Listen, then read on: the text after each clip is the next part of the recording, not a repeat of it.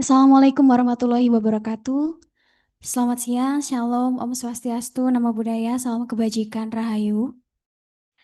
Pada sesi kedua kali ini, kita akan segera mendalami mengenai materi hukum acara perdata yang akan dibawakan oleh sosok yang sudah tidak asing lagi di kalangan advokat Surabaya, yaitu Bapak Dr. Haji Muhammad Zamroni, Sarjana Hukum, Magister Hukum, yang mana beliau juga merupakan selaku dari Sekretaris DPC Pradi Surabaya.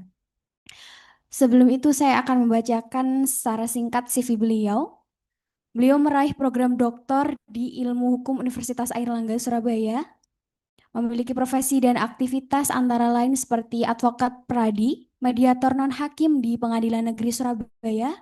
Beliau juga dosen Fakultas Hukum Universitas Hang Tuah Surabaya, asesor BNSP bidang perancang kontrak atau CCD.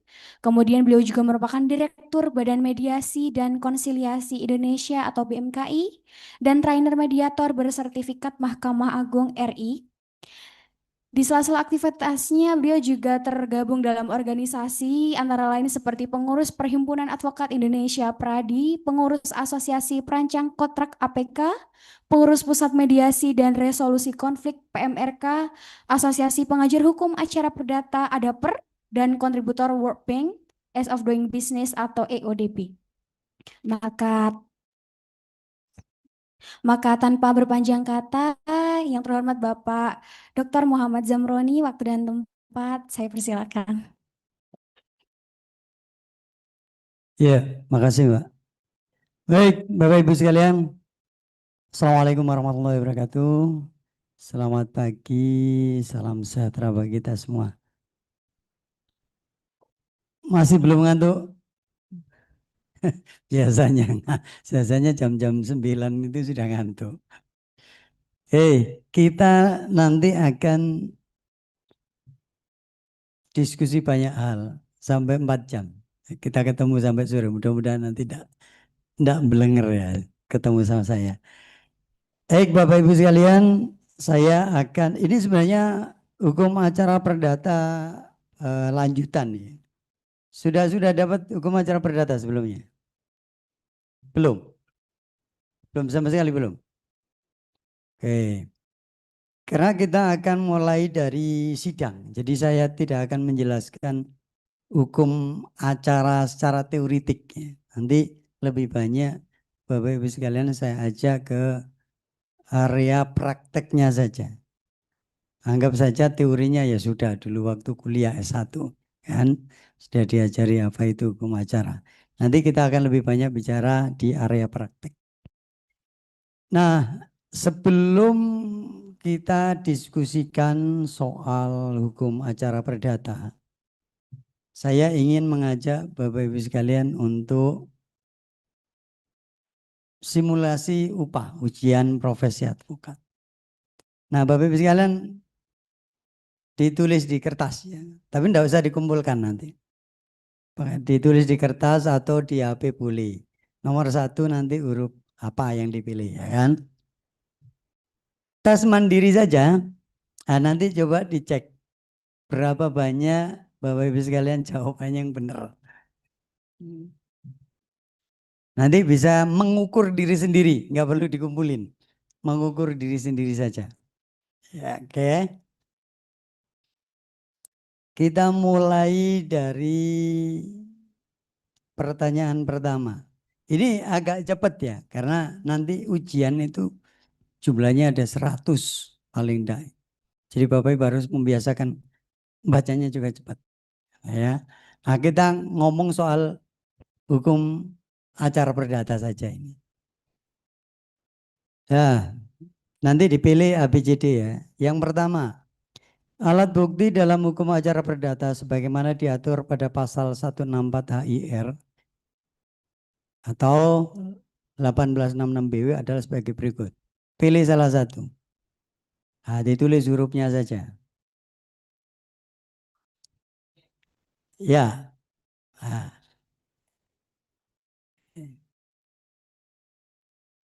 itu teman-teman nanti pahami sendiri kalau pertanyaannya.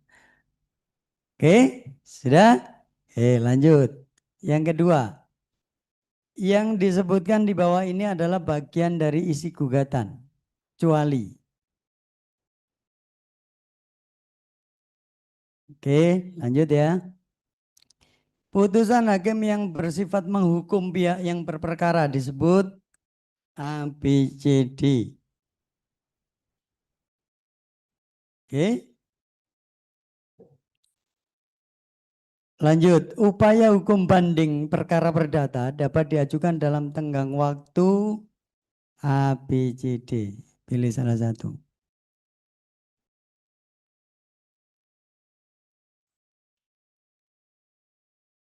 Oke, sudah?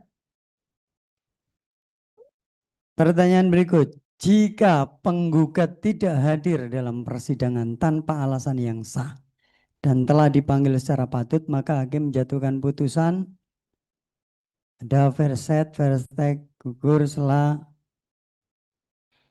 Oke. Sudah? Oke. 9. Asas audi et alteram partem memberikan kaidah kepada hakim supaya ABCD.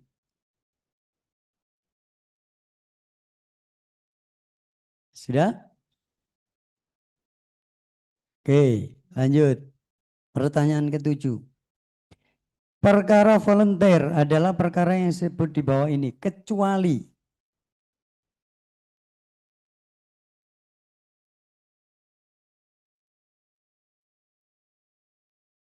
Oke.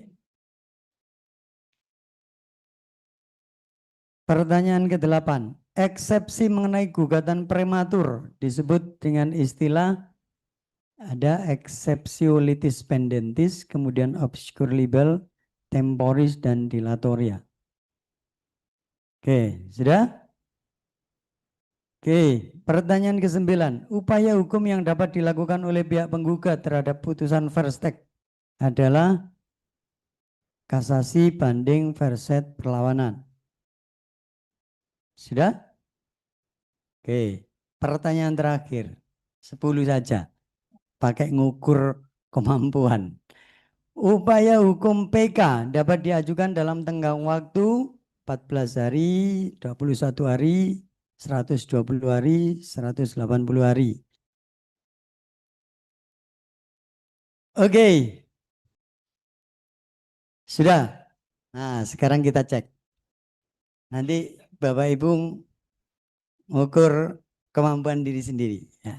Artinya kalau sudah benar semua berarti sudah siap ujian. Nah, jamin lulus. Kalau benar separuh ya lumayan. Kalau kurang dari separuh, itu perlu belajar lebih keras agar nanti pada saat ujian siap. Karena ini kan mendekati ujian kan. Oke, nomor 1, alat bukti dalam hukum acara perdata.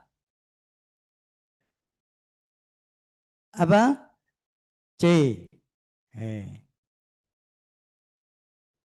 Nah, lumayan, benar. Yang kedua, yang disebut di bawah ini bagian dari isi gugatan, kecuali C. Benar dua. Putusan hakim yang bersifat menghukum. Apa? Jawabannya adalah C.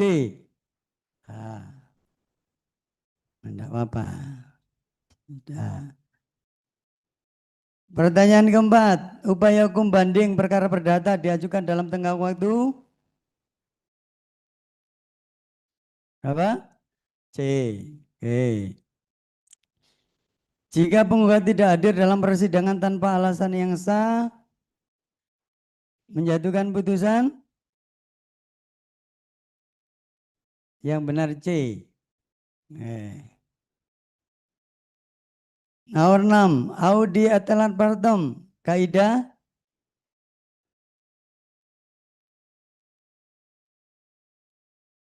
C. Ya, itu audi atelan partem itu artinya harus ada keberimbangan. Baik pihak penggugat maupun tergugat diberikan kesempatan yang sama. Oke, Nomor 7, perkara volunteer, perkara yang disebut bani kecuali A, B, C, D. Ya, B, perkara dengan sengketa. Ya, volunteer itu perkara tanpa sengketa. Oke, pertanyaan 8, eksepsi gugatan prematur. A, B, C, D. Gak ada yang bisa. D, dilatoria. Ya. Litis pendentis itu masih dalam proses, obscur liber itu kabur, tidak jelas, temporis itu daluarsa dan dilatoria prematur. Nanti diingat-ingat kalau itu ya. Oke, pertanyaan 9. Upaya hukum yang dapat dilakukan penggugat terhadap Perstek. B, banding. Oke. Terakhir, upaya hukum PK. Berapa? Apa? 180 hari. Oke, yang benar 100. Jadi ada yang benar kurang dari separuh. Ada enggak? Ada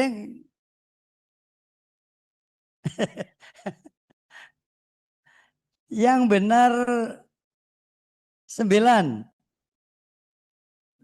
benar 8. Enggak apa-apa, enggak apa-apa. Ngukur diri sendiri saja. Artinya kalau Bapak Ibu sekalian kurang dari separuh misalnya berarti, wah ini berarti belum siap ini kita ini kan. Gitu. Padahal ini pertanyaan-pertanyaan yang saya ambilkan yang gampang-gampang. Artinya ya lainnya lebih sulit sebenarnya. Nah, makanya Bapak Ibu sekalian, saya berharap PKPA ini justru menjadi refreshing bagi Bapak Ibu sekalian. Karena mungkin waktu S1 ya sudah lama.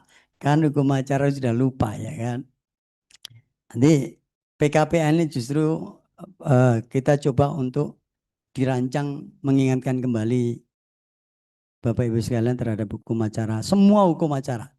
Baik perdata, pidana, termasuk tata usaha negara, agama. Memang butuh banyak yang diingat. Tapi setidaknya ada refreshing lah kan begitu. Baik Bapak Ibu sekalian, kita akan mulai hukum acara mulai dari persidangan. Ya. Nah di dalam proses persidangan perdata itu setidaknya ada 11 tahapan yang dilalui. Mulai dari sidang pertama sampai pembacaan putusan. Nah, nanti kita akan breakdown satu persatu. Mudah-mudahan waktunya cukup. Karena sebenarnya yang paling penting nanti setelah rehat itu saya, kalau ini waktunya nutut, saya berharap setelah rehat ini kita full bikin surat kuasa dan gugatan. Bapak Ibu saya ajak untuk belajar membuat surat kuasa dan gugatan yang benar. Karena itu yang nilainya paling besar. Di ujian itu nilainya sekitar 60% sendiri. Kalau Bapak Ibu benar bikin surat kuasa dan gugatan, jaminan lulus. Sebaliknya kalau salah, jaminan tidak lulus. Udah itu kuncinya. Kalau multiple choice yang itu tadi pilihan-pilihan, itu cuma sekitar 40%. Makanya kemampuan membuat surat kuasa dan gugatan menjadi sangat penting. Termasuk membaca soalnya itu. Membaca kasusnya. Ini kasus apa?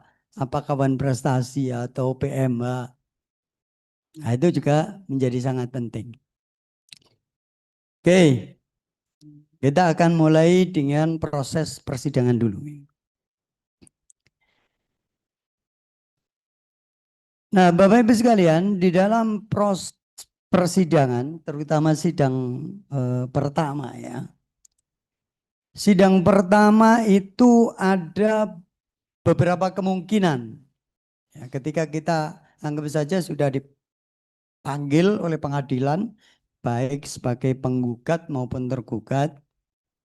Nah, di sidang pertama itu ada kemungkinan satu, penggugat hadir, tergugatnya nggak hadir. Ketika itu terjadi, maka hakim akan menunda sidang. nanti yang tergugatnya akan dipanggil.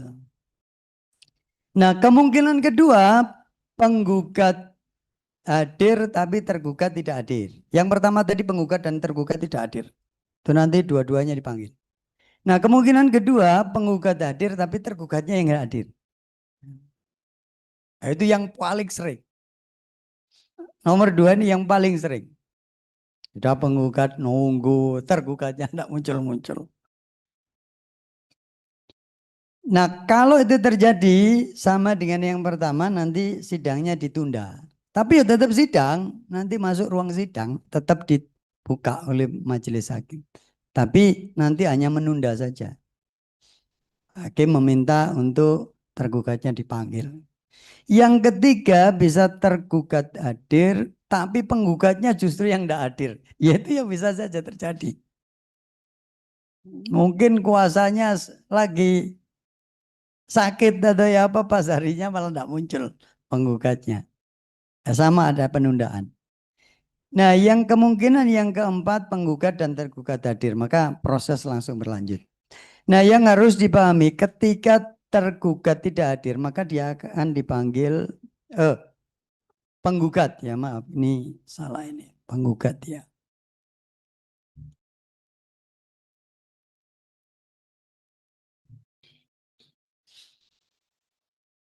Oke. Ketika penggugat dua kali tidak hadir, dipanggil tidak hadir, panggil lagi tidak hadir, maka gugatan akan dinyatakan gugur. Nah, otomatis perkaranya selesai. Kalau tergugatnya yang nggak hadir itu sampai dikasih waktu 3 kali. Hitungannya sebenarnya sama, 2 kali. Kami pengadilan biasanya memberikan toleransi sampai 3 kali. Kalau 3 kali tidak hadir, maka proses berlanjut. Nanti akan diputus dan diperiksa secara first take tanpa kehadiran. Makanya teman-teman hati-hati kalau nggak hadir, nanti dihitung. Kadang kalau perkara double sering itu lupa. Saya sudah tidak hadir berapa kali, kadang lupa. Nah, untuk tergugat yang pernah hadir meskipun sekali, atau di antara tergugat ada yang hadir, terus ada yang nggak hadir, itu perkara yang berlanjut. Tapi nggak diperiksa dalam bentuk first take atau putusan first take. Namanya putusannya kontradiktir, putusan biasa. Jadi meskipun pernah hadir sekali, kemudian nggak hadir, itu nanti putusannya nggak first take. Kontradiktir, putusan biasa. Ya. Oke, anggap saja tergugat tidak hadir. Ya. Ketika tergugat tidak hadir, maka nanti akan diproses dalam sidang yang nanti putusannya itu akan masuk kategori putusan first take. Nah, beberapa yang hilang itu ya, proses yang hilang itu karena proses itu dilakukan oleh pihak tergugat. Karena tidak ada tergugat, maka tahapan-tahapan itu menjadi hilang. Mulai dari jawaban, replik, duplik tidak ada. Nanti biasanya setelah sidang dibuka, tidak mungkin juga ada mediasi kan, karena tidak muncul. Maka nanti langsung dilakukan pembacaan gugatan. Setelah itu dilanjutkan pemeriksaan bukti, saksi. Kalau untuk objek barang tetap nanti akan dilakukan pemeriksaan setempat, kesimpulan sampai putusan. Lebih cepat. Nah, Bapak Ibu sekalian, yang harus dipahami adalah pada saat proses dengan pemeriksaan tanpa kehadiran, ini ada upaya hukum yang bisa dilakukan, itu adalah verset atau perlawanan. Jadi tidak bisa banding, tapi verset. Verset itu diajukan dalam jangka waktu 14 hari setelah relas pemberitahuan putusan. Jadi kalau kita terima relas atau klien kita terima relas dibawa ke kita, hitungannya itu 14 hari setelah klien kita itu menandatangani surat pemberitahuan putusan.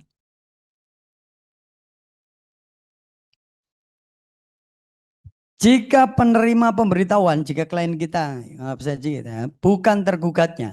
Jadi yang terima itu bukan tergugat langsung. Misalnya diterima oleh kepala desa, biasanya kan gitu. Kalau orangnya tidak ada, itu biasanya ditaruh di kantor desa.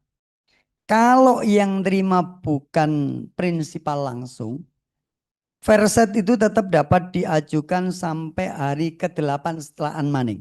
Jadi nanti karena nggak ada verset kan dianggap itu inkrah, dianggap inkrah. Akhirnya bisa diajukan eksekusi. Nanti penggugat mengajukan eksekusi. Nah, pada saat proses eksekusi itu ada namanya unmanning. Unmanning itu teguran. Teguran yang dilakukan kepala pengadilan agar pihak yang kalah itu melaksanakan putusan. Nah, pada saat itu sampai dengan hari ke-8 unmanning itu bisa mengajukan verset. Tetap bisa mengajukan verset. Bukan berarti sudah habis. Ya.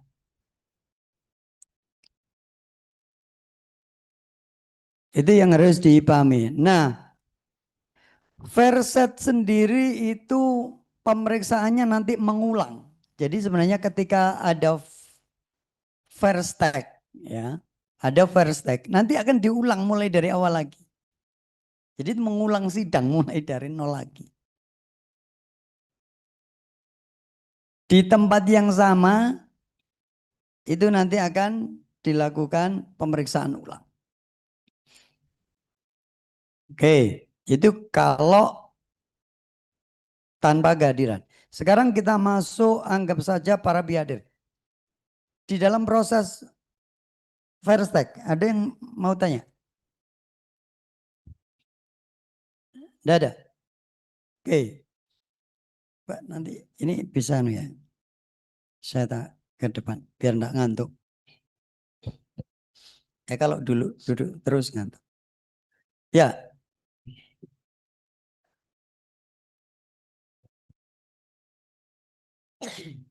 ya biar yang di rumah dengar.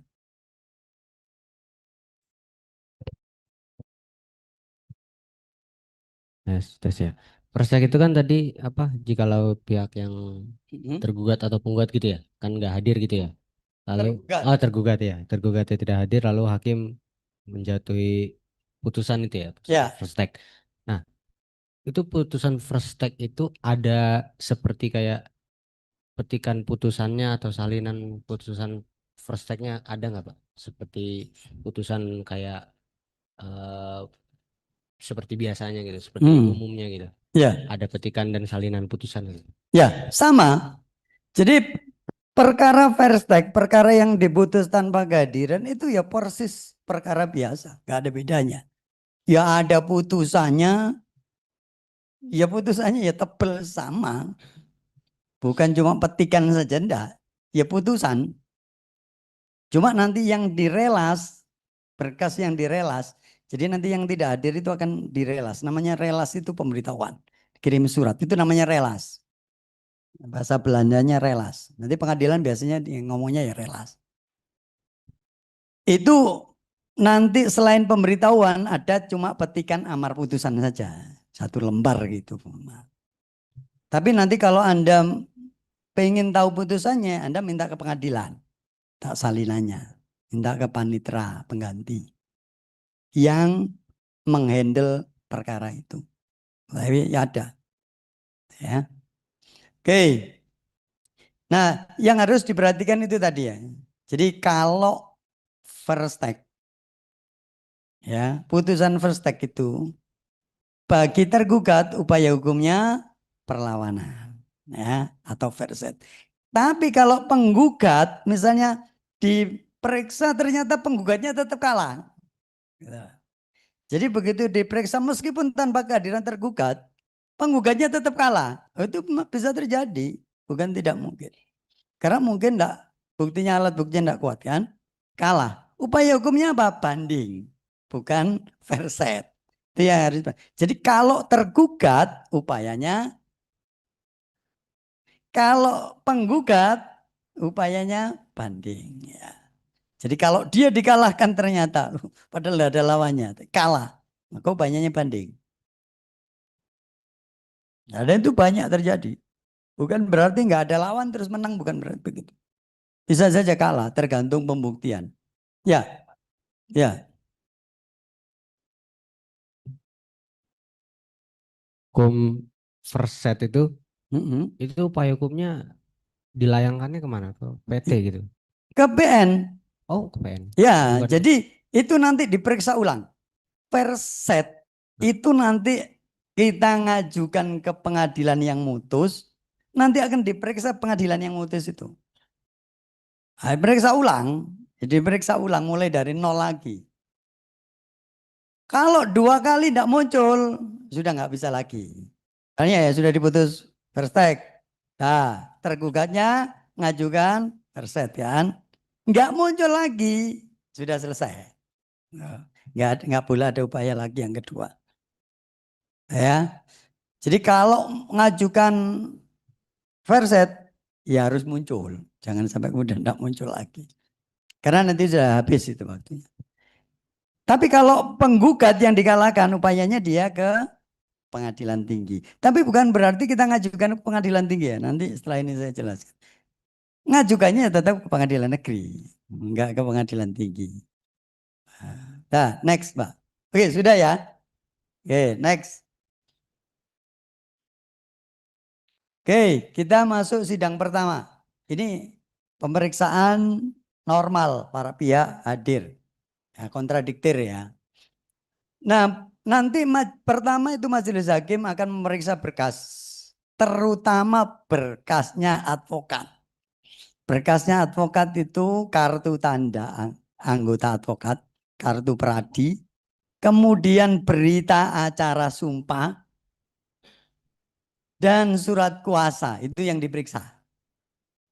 Ya, jadi di sidang pertama itu harus disiapkan asli semua ya, nggak boleh fotokopi. Kartu pradi, berita acara sumpah, sama surat kuasa itu dibawa. Karena seringkali lawyer kadang itu lupa. Atau yang pertama kali beracara enggak tahu. Ya kemudian diomel-omeli sama hakim biasanya. Kamu itu berapa lama jadi pengacara? Ini kok enggak tahu. Maka itu disiapkan. Jangan sampai lupa ya. Oke, setelah itu nanti hakim akan menyarankan para pihak untuk mediasi. Tadi sudah diajarkan mediasi kan? Nah, mediasi itu ada yang di luar pengadilan, ada yang di dalam pengadilan. Yang kita pelajari ini yang di dalam pengadilan. Ya. Mediasi di dalam pengadilan itu menjadi bagian dari kewajiban proses perkara. Jadi nanti majelis hakim akan menyarankan para pihak untuk mediasi. Nah, pada saat itu nanti juga akan ditanyai apakah punya mediator atau enggak begitu. Anda punya mediator apa enggak? Gitu. Nah, mediator itu ada dua, ada mediator hakim, ada non hakim. Mediator hakim itu berarti ya hakim yang ada di pengadilan situ. Kalau non hakim itu di luar hakim. Saya masuk di pengadilan negeri Surabaya. Saya termasuk mediator non hakim di pengadilan negeri Surabaya dan Gresik. Anda kalau masuk ruangan mediasi ada foto saya. Bagian dari mediator non hakim. Nah, bedanya apa? Kalau mediator hakim itu gratis. Nah, intinya kita menyerahkan. Sudah terserah majelis hakim nunjuk mediator hakim.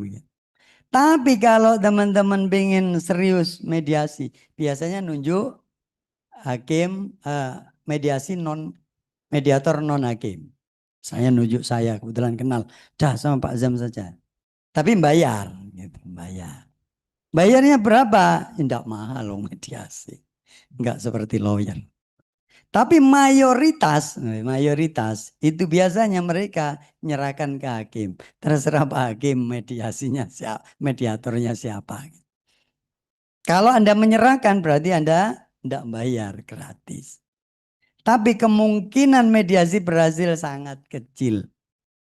Kenapa? Karena biasanya hakimnya tidak serius. Hakim itu kalau suruh mediasi itu nggak seberapa serius. Di pengadilan negeri loh ya. Beda sama pengadilan agama. Kalau pengadilan agama itu serius. Kenapa? Berkaitan dengan keluarga. Hakimnya itu kadang kasihan sama anak-anaknya. Itu serius. Tapi kalau pengadilan negeri kan soal harta. Soal ekonominya para pihak. Terserah. Bahkan kalau nggak mediasi malah nanti jadi perkara. Malah dapat. Gitu. Ya kan? Jadi kepentingannya sudah beda. Kalau perceraian kan nggak dapat apa-apa kan. Tapi kalau perkara ekonomi, wah apalagi nilainya miliaran.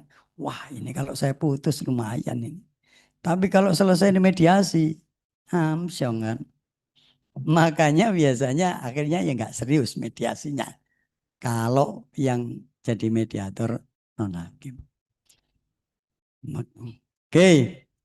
Kemudian setelah itu kita diminta untuk menandatangani formulir kesediaan ikut mediasi.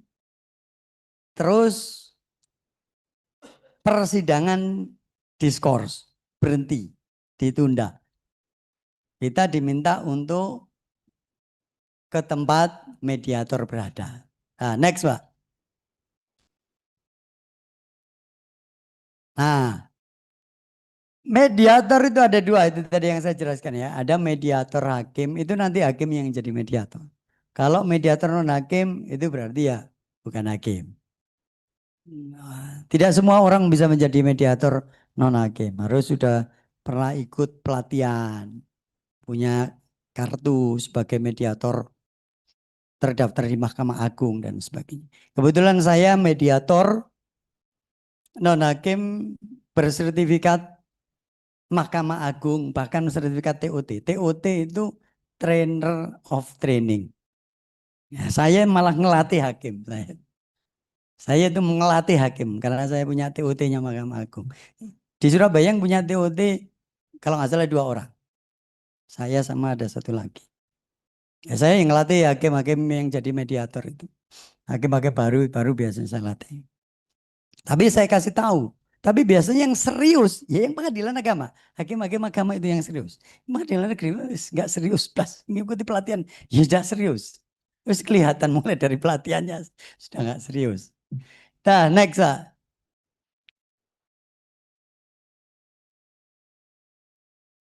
Oke. Nah, saya hanya ingin mereview saja, Bapak Ibu sekalian ya.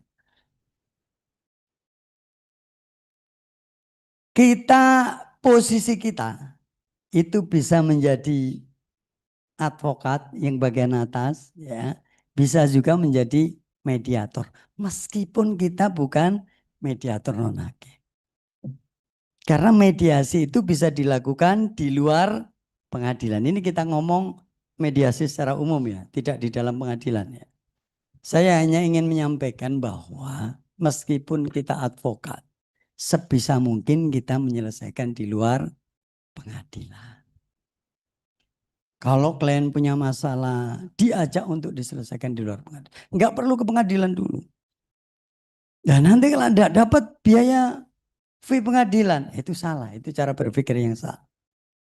Fee-nya itu ya kita putuskan di depan sudah. Pada saat klien datang, perkara apa Pak? Ini. Sudah, saya selesaikan ya. Nanti fee-nya sekian, sukses fee-nya sekian. Setelah itu kan terserah kita mau menyelesaikan kan? Kita ngomong. Kita nggak usah ke pengadilan dulu Pak. Kita mediasi dulu. Kita upayakan dia mediasi. Begitu selesai, ya fee kita keluar. Nggak perlu lama malahan kan.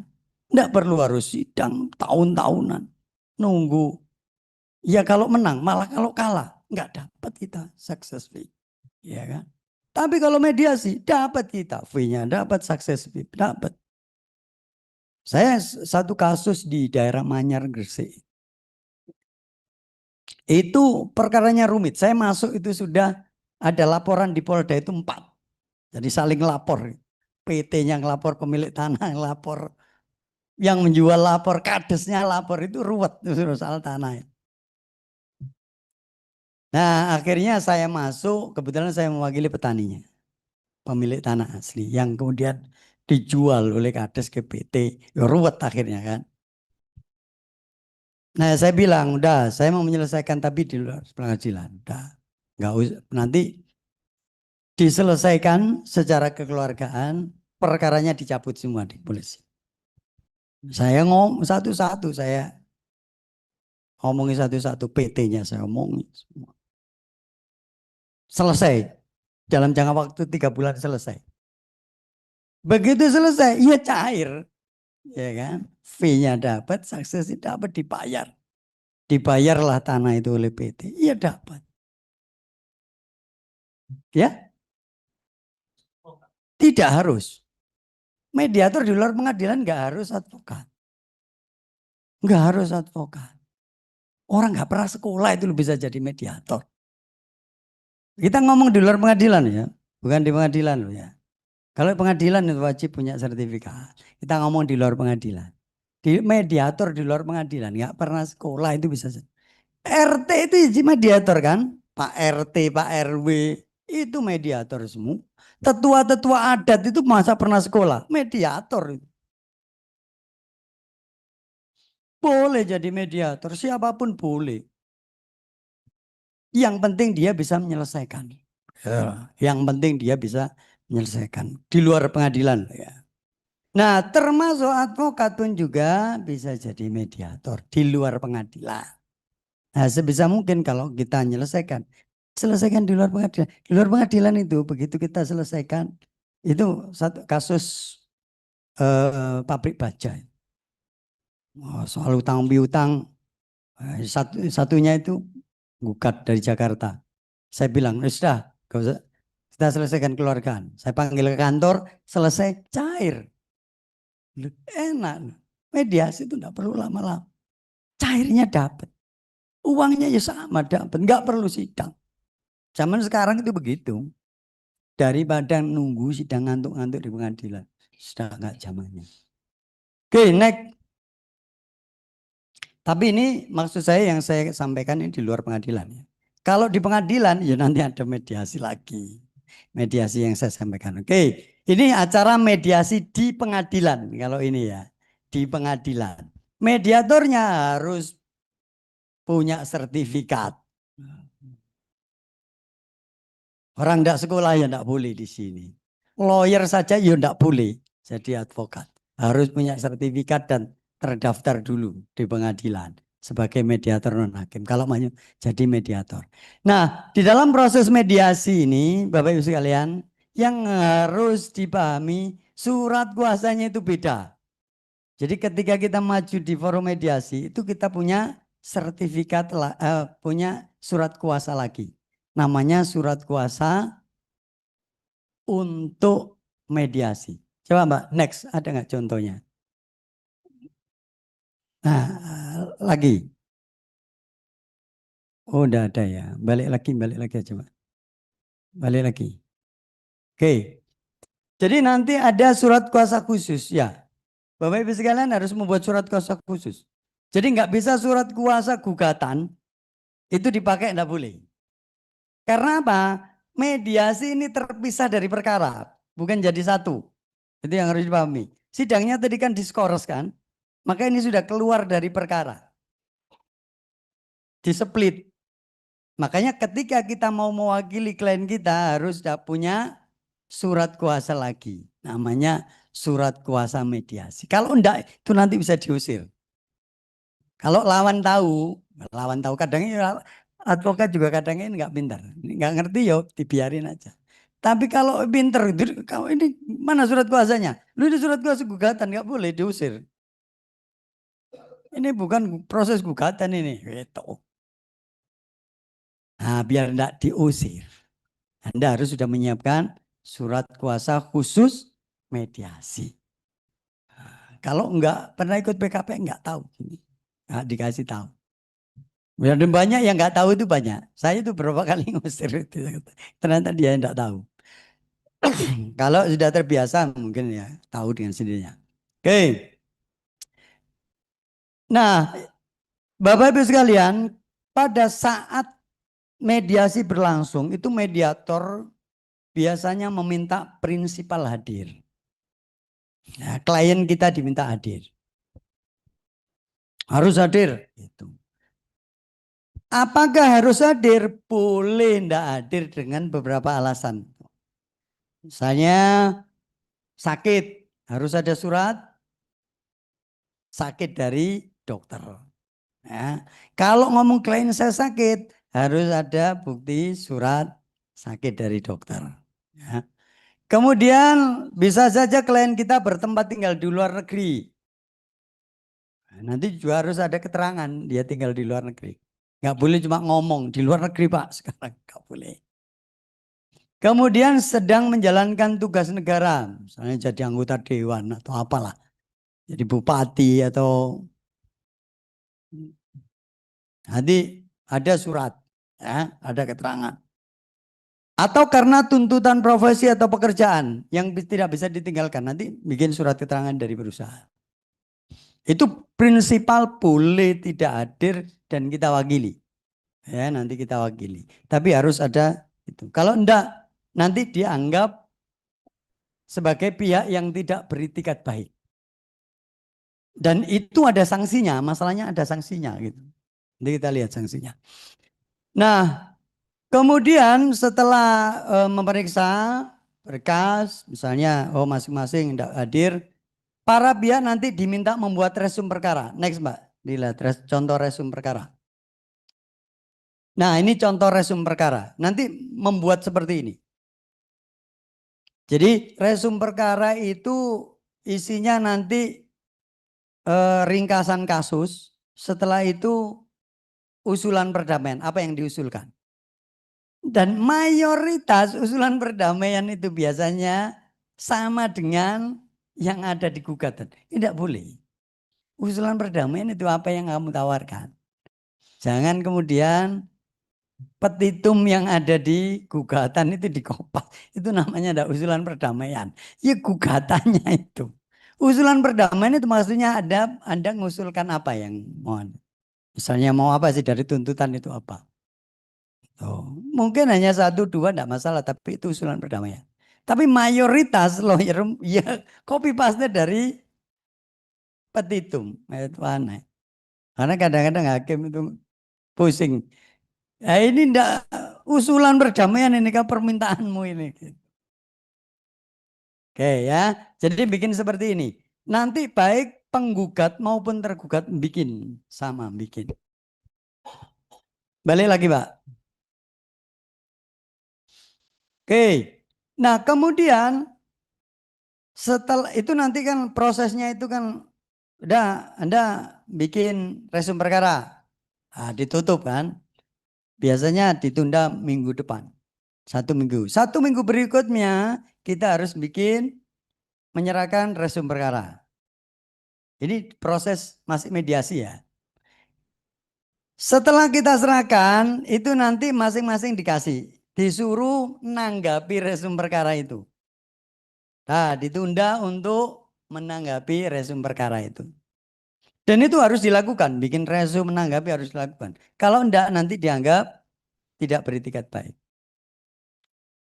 Nah, setelah pertemuan akhir menyerahkan tanggapan resum perkara, itu nanti kemudian mediatornya membantu para pihak untuk menegosiasikan usulan perdamaian itu. Kalau berhasil, maka dibuat kesepakatan perdamaian. Bagaimana kalau tidak berhasil? Ya dikembalikan lagi ke hakimnya, diserahkan balik ke hakimnya. Nah, next Pak. Itu proses mediasi. Ya.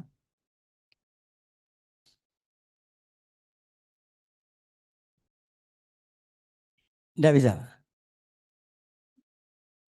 Oh, anu ya terlambat ya Zoom ya. Oke, nah yang harus dipahami, kok hilang Pak? Oh, yang harus dipahami adalah ketika dalam proses mediasi kita tidak melaksanakan yang itu tadi, bikin resum perkara atau prinsipalnya tidak hadir tanpa alasan yang jelas, tidak menanggapi resum perkara atau tidak hadir. Waktu mediasi kita tidak hadir. Atau hadir tidak hadir, oh, ganggu lah. Itu ada sanksinya. Masalahnya. Bapak Ibu punya materi kan? Ada ya? Nah, ada sanksi-sanksi itu. Sanksi itu dimunculkan karena dulunya itu pada saat proses mediasi itu kadang itu para pihak hadir, tidak hadir gitu, mengganggu. Atau prinsipalnya itu tidak hadir tanpa alasan yang jelas, yang sering terjadi. Oke, kita lihat, nggak muncul, Mbak. Oh, keluar dari Zoom. Oh,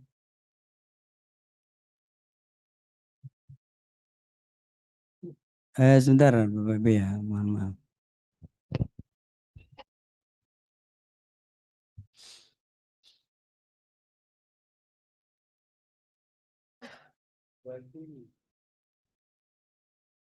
Tapi kita bisa. Jadinya hilang. Ini kan lagi. Hilang. Oh, ini di rumah nggak dengar, putus. Sebentar ya, karena yang zoomnya yang hilang. Jadi yang dia yang dulu. Tapi kalau yang tangan tuh ambil kopi, ambil zoomnya, saya yang bilang.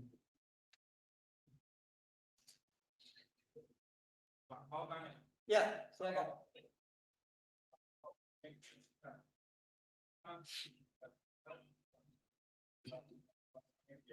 Ya.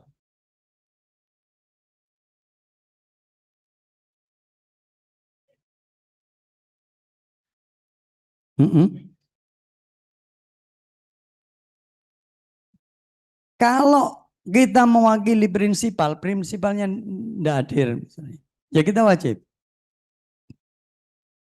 Ya, sama. Itu berlaku umum. Itu kan aturannya di Perma 1 2016.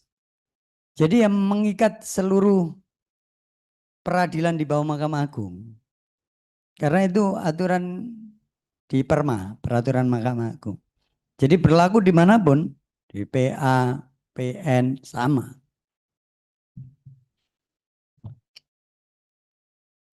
Cuma biasanya kalau di PA itu prinsipal selalu hadir biasanya. Selalu hadir. Sehingga advokat itu kadang ya pakai kuasa lisan. Gitu. Pakai kuasa lisan saja. Dampingi saya Pak. Kadang-kadang ya malah tidak boleh sama hakimnya. Dah prinsipal aja kamu tidak usah ikut. Advokatnya itu kadang tidak diajak. Kalau di pengadilan agama. Prinsipalnya yang jadi suami istri gitu. Advokatnya di luar. Suruh nunggu di luar. Oh sudah. Yang mana?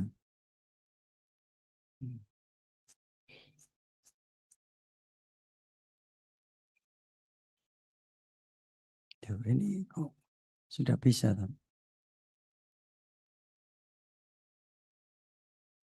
Sudah bisa tapi Pak. Yang nang OKS. Apa tetap pindah ya? Oh ya, tak disconnect.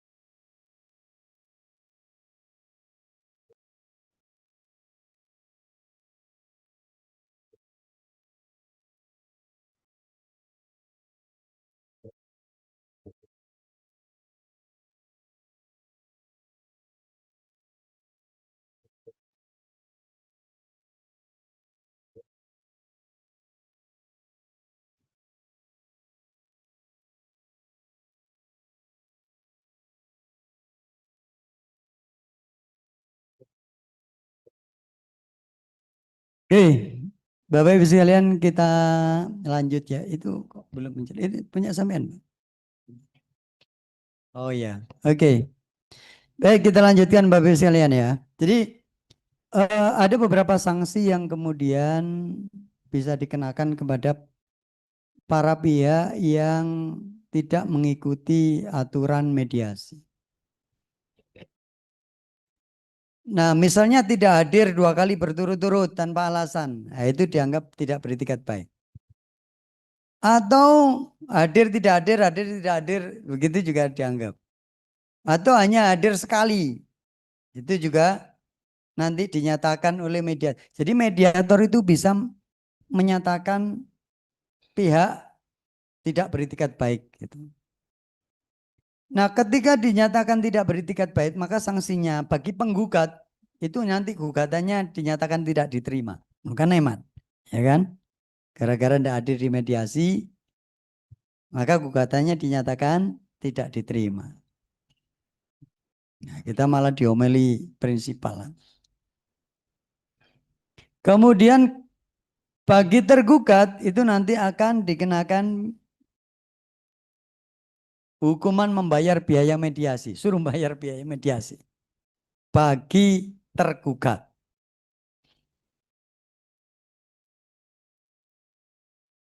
Oke. Jadi ada sanksi-sanksi yang kemudian akan dikenakan ketika mediator menyatakan pihak baik penggugat maupun tergugat itu tidak beretikat baik. Oke ya. Untuk penggugat dan tergugat ketika melakukan yang sama, nanti gugatannya dinyatakan tidak diterima. Oke, anggap saja mediasi tidak berhasil. Ya, mediasi tidak berhasil, kemudian mediator mengembalikan perkara ke hakim pemeriksaan perkara. Nah, kita sudah melewati mediasi sehingga nanti masuk lagi ke pemeriksaan perkara. Nah, kita nanti akan oleh panitra pengganti, kita akan diajak untuk mulai menghadap hakim lagi, masuk sidang. Ya. Nah, proses berikutnya adalah sidang pembacaan gugatan. Ini sidang kedua, pertemuan kedua. Setelah pertemuan pertama tadi diskors, ya. Nah, nanti biasanya majelis hakim itu akan menanyakan kepada penggugat apakah ada perubahan gugatan atau tidak. Ini kita masih dikasih kesempatan untuk mengajukan perubahan gugatan. Jadi boleh mengubah gugatan. Barangkali ada yang kurang. Tetapi yang harus diperhatikan, tidak semua gugatan itu kemudian bisa diubah. Ya. Yang tidak boleh diubah itu adalah pokok perkaranya. Pokok perkaranya tidak boleh diubah. Misalnya asalnya bahan prestasi diganti perbuatan melawan hukum, tidak boleh. Berubah itu. Ya. Kemudian tidak boleh mengubah petitum. Petitumnya itu tetap. Jadi positanya saja nanti yang bisa diubah atau ada tambahan bukti yang didalilkan di posita itu boleh. Tapi enggak, petitumnya harus tetap. Petitumnya asalnya 3 kemudian ditambahi jadi 5, tidak boleh. Meskipun nambah 1 ya tidak boleh. Atau diubah sehingga berbeda kalimatnya dengan sebelumnya itu tidak boleh. Kemudian juga tidak merugikan kepentingan tergugat. Ya, mungkin ini yang aneh. Nah, ini kan harusnya kan memang untuk kepentingan penggugat kan begitu. Kenapa tidak boleh merugikan kepentingan tergugat? Karena itu sudah dikirim ke tergugat. Itu sudah dikirim sebenarnya kan. Jadi kalau Anda banyak salahnya itu yang disalahkan ya salah Anda sendiri, maksudnya begitu. Harusnya pada awal Anda itu sudah mungkin gugatan sebelum diajukan itu yang sudah bagus. Jangan asal-asalan kemudian diubah seenaknya sendiri. Itu maksudnya begitu. Sehingga tidak boleh kemudian perubahan itu menjadi berubah sepenuhnya. Atau perubahan itu kemudian merugikan kepentingan dari tergugat malah tidak boleh. Makanya saya berharap Bapak Ibu sekalian nanti kalau sudah praktek, ya, kalau sudah praktek, Ya sebelum mengajukan gugatan itu ya dipikir benar-benar gitu. Karena prakteknya itu tidak begitu. Prakteknya itu saya masih sering menemukan yowes wacak-acak gitu. Gugatan nggak jelas. Itu yang buahnya. Terutama yang orang baru-baru. Ya, kalau yang senior-senior itu sudah mateng lah. Nah, mungkin saya berbagi pengalaman ya. Saya untuk membuat gugatan itu terutama yang rumit ya. Saya itu bahkan pernah punya harus menghabiskan waktu 3 bulan untuk membuat satu gugatan. Ya benar. Tapi itu perkara serius. Perkara Bank Senturi waktu itu. Itu melibatkan perbankan, pasar modal. Ini kan rumit gitu. Saya harus belajar betul. Saya tidak mau nanti pada saat itu masuk persidangan ternyata saya kayak orang bodoh. Saya harus paham betul ilmu perbankan, ilmu pasar modal. Karena apa? Nanti yang pada saat proses terjadi, yang muncul itu ya para ahli. Ahli perbankan, ahli pasar modal. Gugatan kita kalau tidak jelas, kita malu sendiri. Saya butuh waktu 3 bulan waktu itu untuk belajar ilmu perbankan, belajar ilmu pasar modal. Tapi ya bersyukur menang. Klien saya itu kena di kasus Bank Senturi itu 60 miliar. Itu nanti bisa dilihat di putusan. Masih ada di putusan Mahkamah Agung. Kena 60 miliar sampai stres klien saya itu. Karena uangnya nyantol di Bank Senturi 60 miliar. Setelah itu Bank Senturinya gelundung. Ya kan? Sekarang Bank Senturi sudah berubah jadi Citras. Diambil alih investor dari Jepang. Nah kena 60 miliar itu kasusnya itu karena ada irisan antara perbankan dan pasar modal. Itu sebelumnya itu banyak nasabah Bank Senturi yang sudah gugat, termasuk dilakukan oleh OJK Ligis. Itu mental semua, nggak ada yang menang. Itu bisa dicek gitu, putusan-putusan tentang Bank Senturi. Satu-satunya yang menang itu gugatan saya. Satu-satunya yang menang. Nilainya yang paling besar. Lainnya itu ada yang 5 miliar, 6 miliar, 10 miliar. Punya saya itu yang 60 miliar. Paling besar memang nasabah. Dan menang, sampai PK saya menang itu. Lawan saya itu ya bukan kaleng-kaleng. Saya itu sendirian. Yang foto tak pakai itu waktu-waktu saya sidang. Bank Senturi. Makanya itu memori. Lawan saya itu pengacara itu ada 10 orang dari Jakarta semua. Dan ahlinya yuk pakar-pakar yang dihadirkan. Bayangkan kalau kita tidak paham. Nanya kan tidak bisa. Ngomong pasar modal itu apa pasar modal? Apa perbankan? Makanya ini pengalamannya. Jadi kalau bikin gugatan harus serius. Sehingga hasilnya juga mantap. Dan dari 60 miliar itu dikabulkan majelis hakim jadi 90 miliar. Nah, bisa dicek di internet, ada itu putusannya. Cek putusan kasus Bank Senturi, nanti pasti muncul. Jadi 90 miliar. Saya minta ganti rugi, bunga deposito dan sebagainya. Dikabulkan 90 miliar. Ya lumayan. Ya kan? Satu aja sudah bisa dipakai untuk hidup. Jadi sebenarnya enggak perlu, yang penting kita itu serius. Ya, yang penting serius. Tiap pengajakan juga serius. Rezeki itu ngikuti sendiri. Ya. Oke. Jadi kita boleh mengubah gugatan. Tapi tidak boleh mengubah pokok perkaranya. Gitu ya. Nah setelah itu kemudian dilanjutkan pembacaan gugatan. Nah pembacaan gugatan ini ya enggak ada membaca gitu ya enggak. Kecuali kayak di pidana itu dibaca. Dakwaan dibaca. Tuntutan dibaca. Pledoi dibaca. Gitu kalau pidana. Kalau perdata itu enggak ada yang baca itu. Yes dianggap dibacakan. Ya udah. Sudah siap gugatannya siap. Sudah mana. Setelah itu diserahkan. Sudah. Enggak ada. Tapi judulnya memang pembacaan gugatan judulnya. Tapi ya enggak pernah dibaca di pengadilan. Baca sendiri-sendiri. Nah, kemudian setelah itu majelis hakim akan nanya biasanya ke tergugat. Nah, sudah siap dengan jawaban. Kalau siap yang langsung di hari itu diserahkan. Nah, prakteknya biasanya selalu tidak siap. Prakteknya tidak selalu tidak siap. Tergugat itu selalu tidak siap, minta waktu 1 minggu, kadang minta waktu 2 minggu begitu. Mengulur-ngulur biasanya. Posisi tergugat itu selalu mengulur-ngulur sidang. Kalau penggugat minta lebih cepat, nah itu sudah naluri itu sudah. Jadi kalau kita dalam posisi sebagai penggugat, mintanya perkaranya cepat. Tapi ketika kita posisi tergugat, ya mintanya dilambat-lambatkan. Nah, kemudian di dalam kita menjawab, misalnya kita posisi sebagai tergugat. Apa sebenarnya isi jawaban itu? Ada 4 isi jawaban Bapak Ibu sekalian ini yang harus diperhatikan ya. Karena banyak pengacara-pengacara yang baru itu tidak paham. Lu benar itu.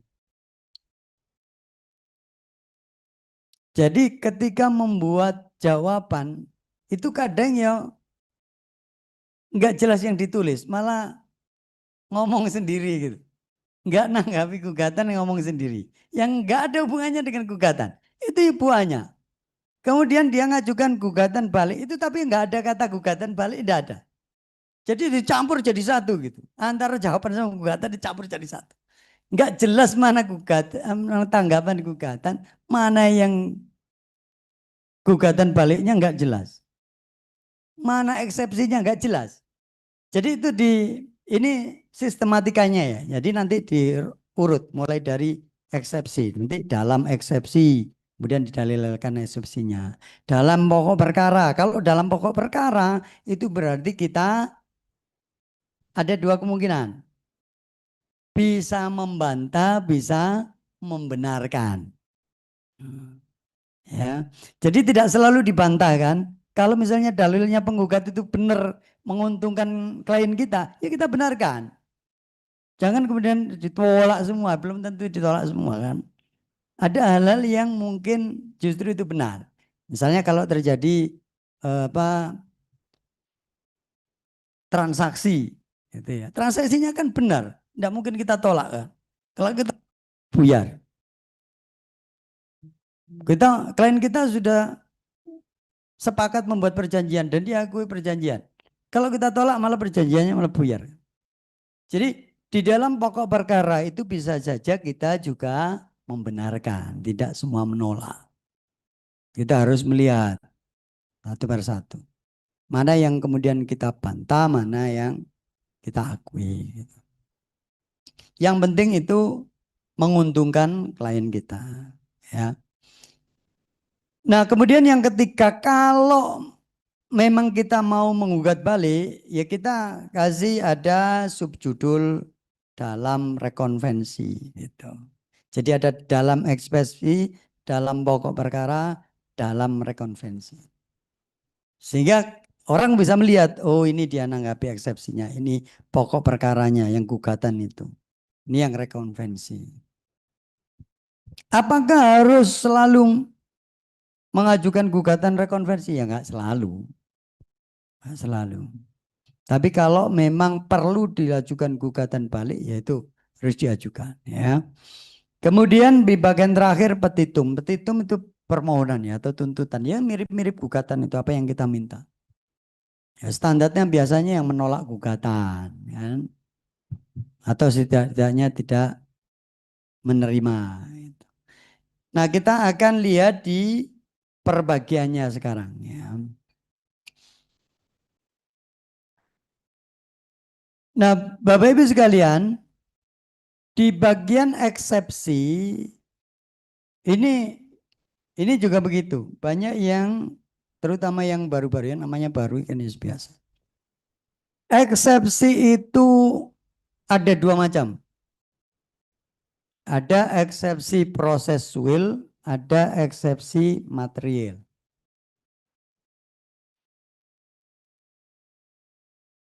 Itu juga harus kita bedakan. Ya.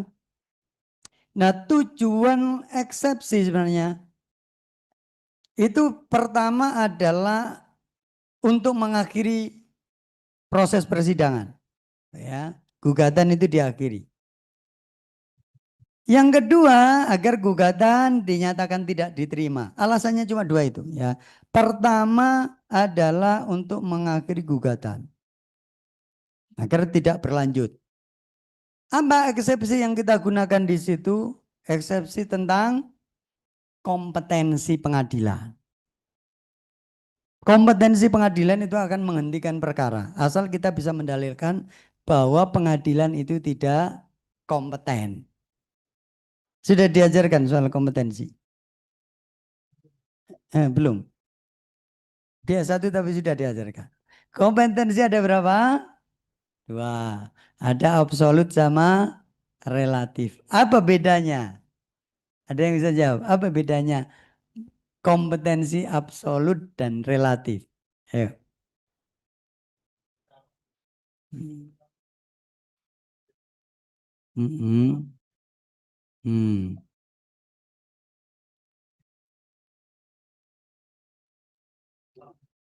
Ya, jadi relatif itu berkaitan dengan substansi perkaranya. Itu perkara apa? Perkara perdata ya pengadilan negeri. Perkara perdata agama ya pengadilan agama. Ya. Perkara tata usaha negara ya ke PT UN. Nah, itu harus bisa membedakan nanti ya. Karena biasanya kalau kasus-kasus pertanahan itu rata-rata kadang nggak bisa membedakan antara pembatalan sertifikat dan sengketa tanahnya sendiri itu beda-beda pengadilannya. Pembatalan sertifikat itu tidak bisa diajukan ke pengadilan negeri. Tapi banyak pengacara yang ngajukan pembatalan ke pengadilan negeri itu ya banyak. Pengadilan negeri nggak bisa membatalkan sertifikat. Yang bisa itu pengadilan tata usaha negara. Pengadilan negeri ngurusi sengketa tanahnya. Meskipun ya ada sertifikatnya kan di situ kan. Nah, bagaimana cara membedakan? Ya Anda harus bisa membedakan kapan Anda menggunakan pokok perkaranya itu. Kalau ke pengadilan negeri berarti pokok perkaranya hanya soal sengketa tanahnya. Anda nggak menyinggung soal sertifikat. Tapi begitu Anda mempermasalahkan sertifikatnya, bukan lagi di pengadilan negeri. Kemana? Tata usaha negara. Kelihatannya itu memang irisan, tipis. Tapi Anda harus bisa membedakan itu. Nanti mungkin ada yang akan membahas secara khusus ya. Kalau saya bahas nanti tidak selesai ini. Tapi intinya begitu. Kita harus bisa membedakan substansi perkara ini. Kewenangannya siapa? PT UN atau pengadilan negeri atau pengadilan agama. Sama di pengadilan agama juga begitu. Perjanjian ya. Suatu perjanjian misalnya perjanjian kredit bank. Larinya kemana? Kalau ada sengketa perjanjian kredit bank misalnya. Larinya kemana? Ya? Ya? Ya perjanjian lah kontrak-kontrak misalnya. Lari kemana? Sengketa kontrak, sengketa perjanjian, atau sengketa kredit, lari kemana? Ya enggak apa-apa, ini belajar kok. Kalau sudah benar 100% ya duduknya di sini. Kalau masih di situ ya boleh salah. Oh namanya belajar ya kan? Enggak apa-apa. Ayo, pengadilan niaga. Ada lagi. PN, ada lagi. Jadi kita ngomong kewenangan. Karena ini masuk eksepsi. Masuk eksepsi. Anda kalau nggak tahu, ya nanti nggak bisa ngajukan eksepsi. Wong nggak tahu. Ada gugatan kontrak. Ini kewenangannya siapa? Mau dieksepsi nggak bisa, wong nggak tahu.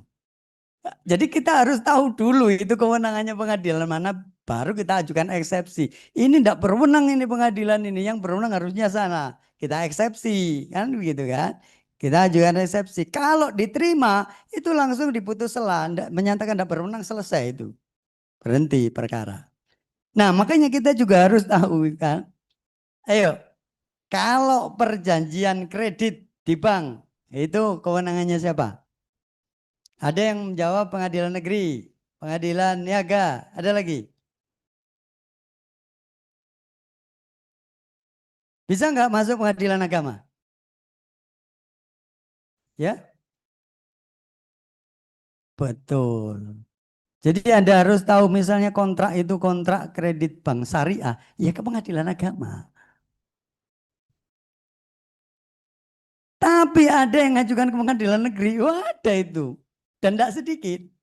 Ya, karena tidak tahu, dipikir pengadilan agama itu cuma perceraian.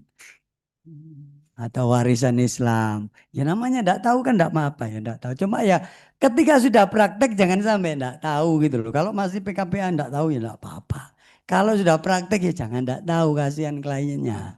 Sudah bayar ternyata salah kita. Itu murni salah advokat. Untungnya advokat itu tidak bisa dituntut gitu loh. Untungnya. Itu kalau dokter bisa dituntut. Advokat itu belum punya lembaga disiplin profesi. Itu sebenarnya keuntungan kita, tapi ya menurut saya ya harusnya nggak begitu. Kalau dokter itu ada lembaga profesi yang nangani soal disiplin. Disiplin itu keilmuannya. Jadi kalau dia salah melakukan operasi, dia bisa dikenakan disiplin profesi. Advokat salah gugat itu nggak bisa dilaporkan. Karena belum ada lembaganya. Harusnya ya ada, ya harusnya. Saya itu pernah mengusulkan harusnya seperti dokter. Ada majelis disiplin. Kita itu cuma punya majelis etik. Dokter itu punya majelis disiplin, majelis etik. Kita baru punya majelis etik. Ngadili etika saja. Disiplin itu belum punya. Jadi salah gugat nggak bisa dituntut. Nah tapi meskipun begitu saya berharap nanti teman-teman kalau praktek jangan sampai salah gugat. Itu merugikan klien. Nanti juga menurunkan kondisi kita. Oke ya. Oke. Ada beberapa eksepsi. Nah, yang proses will ini berkaitan dengan proses ya, berkaitan dengan proses. Itu yang pertama ada eksepsi berkaitan dengan kompetensi pengadilan. Misalnya itu tadi, harusnya ini kontrak syariah, perbankan syariah, ya harus diajukan ke pengadilan agama. Ternyata diajukan ke pengadilan negeri. Ya kita eksepsi. Eksepsi kompetensi pengadilan, tidak berwenang. Gitu.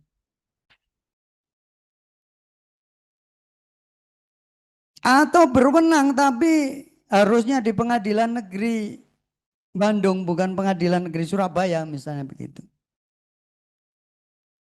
Itu kompetensi relatif. Ya.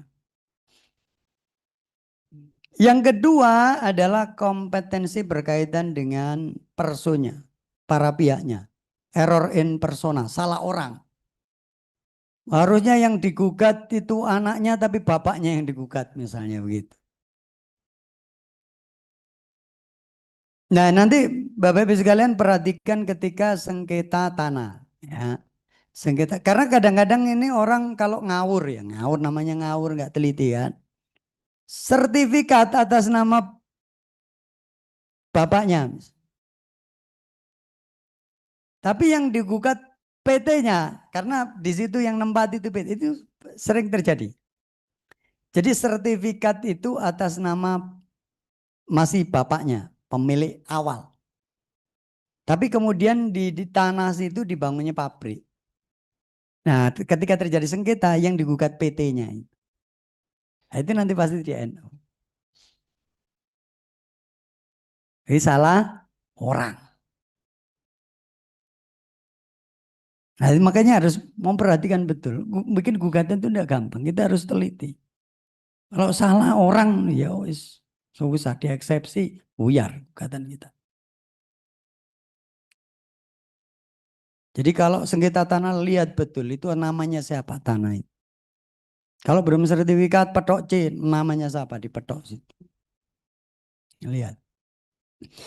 Oke, kemudian bisa saja salah objek. Yang digugat harusnya pabrik A, ternyata yang dicantumkan pabrik B misalnya, meskipun bersebelahan. Nah, itu ya bisa terjadi dan ada yang terjadi. Makanya butuh ketelitian, termasuk jangan sampai salah ketik. Salah nomor saja itu salah objek. Harusnya Jalan Ayani nomor 2 tulis Jalan Ayani nomor 3. Dah salah objek sudah.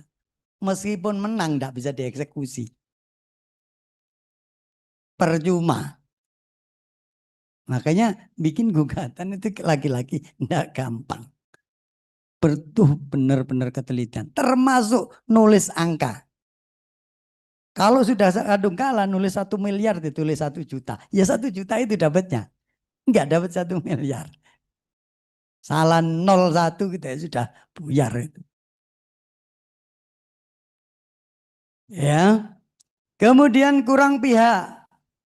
Harusnya misalnya terutama gugatan waris ya. Nanti Bapak Ibu sekalian mesti kalau waris itu belajar betul tentang hukum waris. Hukum waris itu macam-macam. Ada waris Islam, ada waris yang tunduk pada hukum barat, perdata. Ada waris yang tunduk pada hukum adat. Dan itu harus paham. Kalau enggak ya salah semua. Saya pernah makili klien saya orang Bali. Digugat pakai hukum adat. Dia enggak masuk. Bali itu pakai adat mas ya. Aturan warisnya pakai adat. Ada namanya anak yang memang diberikan hak penuh untuk mengelola. Namanya puruse. Dan hal-hal seperti itu harus dipahami. Kalau enggak, ya salah semua. Nanti bisa kurang pihak, salah pihak dan sebagainya. Ya. Kemudian tidak jelas atau kabur. Ini yang sering dipakai dalil oleh tergugat. Gugatan tidak jelas. Ukurannya apa sih tidak jelas dan tidak jelas? Ukurannya itu kalau sepanjang antara posita dan petitum nyambung itu sudah jelas. Nah, itu ukurannya. Tapi kalau antara posita petitum nggak nyambung itu nggak jelas. Ya, ukuran gampangannya itu. Di posita dalilkan seolah-olah waran prestasi tapi petitum yang ngomong PMH. Meskipun nggak ngomong waran prestasi ya. Tapi pada saat muncul di petitum ngomong PMH. Itu kabur, nggak jelas. Oleh pengadilan dianggap nggak jelas. Ini hilang lagi. Kasihan yang hilang lagi. Ya. Ya, kita lanjut enggak apa-apa. Nanti yang di rumah. Oke. Jadi untuk membuat gugatan itu sistematikanya harus jelas. Ya. Urutannya juga harus jelas. Nanti kita setelah rehat nanti kita belajar membuat gugatan. Urutan-urutan meskipun ya diawali dengan kata bahwa gitu kan. Semua kan begitu, bahwa. Tapi harus mulai urutan pertama sampai akhir itu harus berurutan. Kayak cerita gitu loh, nyambung. Enggak boleh kemudian ngelompat-ngelompat. Kemudian eksepsi prosesual yang terakhir adalah berkaitan dengan nebis in idem. Kalau sudah pernah diputus misalnya kita tahu, oh ini sudah pernah diputus, dia gugat lagi kita bisa ngajukan nebis in idem. Nah, yang sering dipakai orang itu yang nomor 5 itu, yang sering dipakai itu selalu itu. Tapi biasanya ya enggak dikabulkan. Oh enggak jelas dia ngomong obscure libel itu dia sendiri mendalilkannya enggak jelas. Ngomong gugatan lawan enggak jelas, tapi dia dalilnya juga enggak jelas. Itu karena aneh itu. Iya enggak dikabulkan. Harus bisa membedakan. Oke. Nah, ada juga eksepsi material. Eksepsi material ini berkaitan dengan pokok gugatannya. Ya, kalau tadi berkaitan dengan penulisan, berkaitan dengan pemberkasan, kan? berkaitan dengan para pihaknya. Ini murni soal substansi gugatannya. Pertama adalah kita bisa mendalilkan gugatan prematur dilatoria yang tadi ya. Gugatan prematur itu kalau ternyata gugatan itu seharusnya belum diajukan. Misalnya diperjanjikan akan dilaksanakan bulan Desember. Ya, terakhir itu wajib dilaksanakan bulan Desember 2025. Ternyata kita sudah November langsung kita ajukan. Kita tidak baca kontraknya. Bisa saja kontrak itu berlangsung lama kan. Terus nggak pernah bayar. Kan gitu. Klien datang ke kantor kita. Ini nggak pernah bayar ini. Kita gugat saja. One prestasi. Padahal ada klausul di kontrak itu bahwa kontrak itu akan berakhir pada Desember misalnya. Maka nanti bisa dieksepsi prematur, belum waktunya. Makanya kalau kita membaca kontrak ya harus dibaca betul-betul. Jangan hanya percaya klien. Boleh percaya klien memang boleh, tapi jangan percaya 100%. Klien itu cenderung nutupi kelemahan. Itu justru musuh kita. Makanya nanti diajarkan bagaimana cara wawancara dengan klien. Itu penting. Bagaimana bisa menggali yang sebenarnya. Karena kecenderungannya klien itu ya nutupi kelemahannya. Akhirnya apa? Kita nggak tahu ternyata ada kelemahannya kan. Nah, susahnya kalau kita tahunya sudah dalam proses persidangan baru tahu. Biasanya malah rame sendiri sama kliennya. Dulu kok sama ndak ngomong gitu. Wah, ribet itu. Itulah kenapa perlunya kemampuan kita waktu wawancara. Di depan harus sudah clear sebelum masuk sidang. Kita sudah benar-benar tahu kasusnya 100%. Tidak hanya versi klien, tapi ya versi utuhnya. Dari mana kita tahu? Ya dari investigasi kita. Lawyer itu juga sekaligus investigator Bapak Ibu sekalian. Ya. Jadi kita harus membiasakan untuk investigasi sendiri. Misalnya ada kasus tanah. Jangan hanya nunggu dari klien, berkas dari klien. Kita ya kadang ya ke kantor lurah nanya. Itu investigasi. Siapa tahu klien kita bohong, ya kan? Kita investasi, tanya ke kades, tanya ke lurah. Posisinya ini gimana Pak? Enggak apa-apa. Karena kalau kita hanya sepihak kemudian ya kayak orang perang enggak tahu lawan itu. Orang sidang itu kayak kita maju perang. Kalau kita enggak tahu betul-betul, malu sendiri. Makanya kita juga harus jadi investigator. Gugatan prematur. Yang kedua, gugatan daluarsa. Nah, daluarsa itu artinya ya sebenarnya itu sudah nggak boleh digugat. Udah telat. Nah, kemarin itu kayak yang ngetren kasusnya Sylvester Matutina, versi pengacaranya. Sudah daluarsa.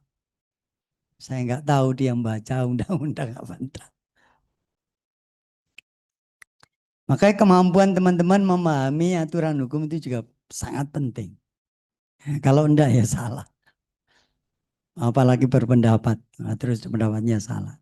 Dan memalukan.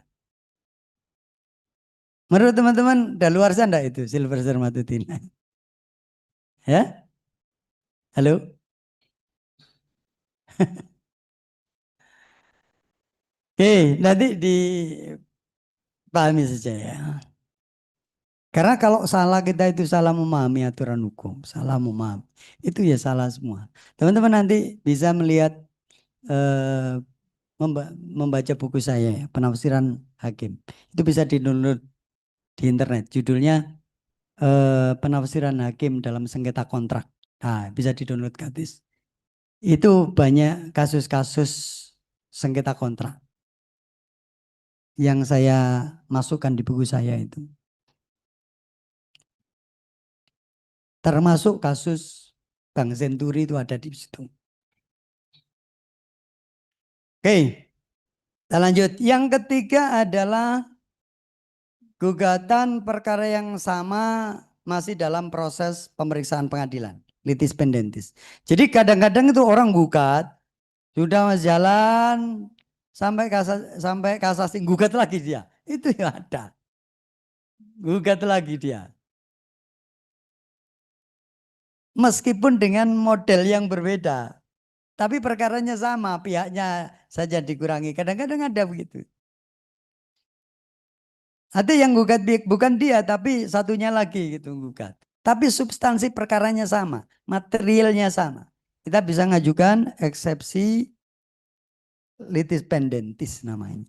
Perkara yang sama masih dalam proses. Sehingga ini harus dihentikan, itu intinya begitu. Kita bisa ajukan eksepsi.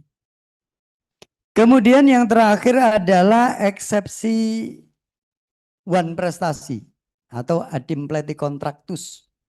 Apa itu eksepsi one prestasi?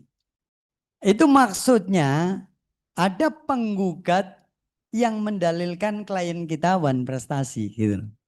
Misalnya klien kita tidak bayar kontrak jual beli rumah misalnya ya. Terus klien kita tidak bayar atau baru bayar sebagian, digugat kan? Digugat one prestasi. Nah, kita bisa ngajukan eksepsi one prestasi dengan alasan penggugat juga telah melakukan one prestasi lebih dulu. Misalnya spesifik rumahnya itu tidak sesuai dengan yang diperjanjikan, gitu kan? Jadi klien kita beli rumah harusnya ada kolam renangnya misalnya. Ternyata tidak dikasih kolam renang, tidak ada. Nah kan one prestasi dia kan. Tapi dia gugat klien kita tidak bayar. Kita bisa juga eksepsi one prestasi. Intinya, lu kamu juga one prestasi gitu loh. Kalau kamu nggak one prestasi, klien saya juga nggak one prestasi. Intinya begitu. Bisa dipahami? Ya, itu bisa diajukan. Eksepsi material, exceptio ad impleti contractus.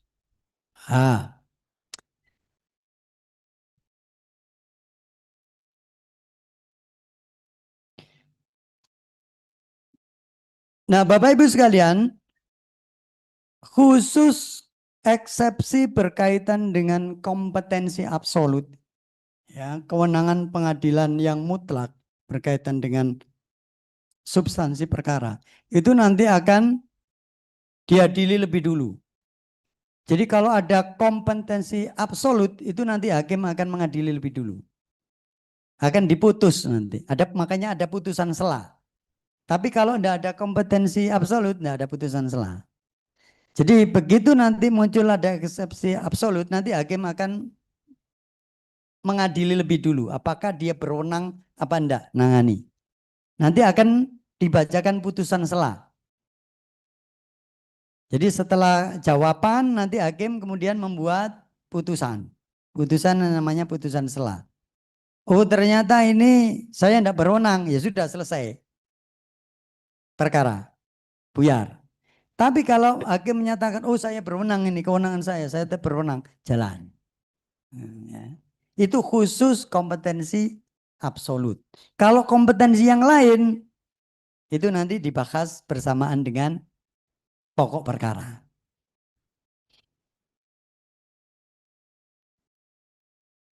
Oke. Nah sekarang kita masuk di bagian pokok perkara. Kalau tadi kita ngomong jawaban di bagian eksepsi, sekarang bagian pokok perkara. Nah di bagian pokok perkara seperti yang saya sampaikan tadi, bisa berupa bantahan, bisa juga berupa pengakuan atau membenarkan dalil gugatan. Sepanjang itu menguntungkan kepentingan klien, maka ya harus kita akui kebenarannya. Gitu. Jangan ditolak. Menolak semua, buyar. Kalau itu ada kepentingan klien, ya kita akui. Misalnya bahwa poin 2 benar, ada perjanjian. Kalau benar ya benar, jangan ditolak. Kalau ditolak kan buyar nanti malah, ya kan. Ya kalau benar ya benar, dibenarkan.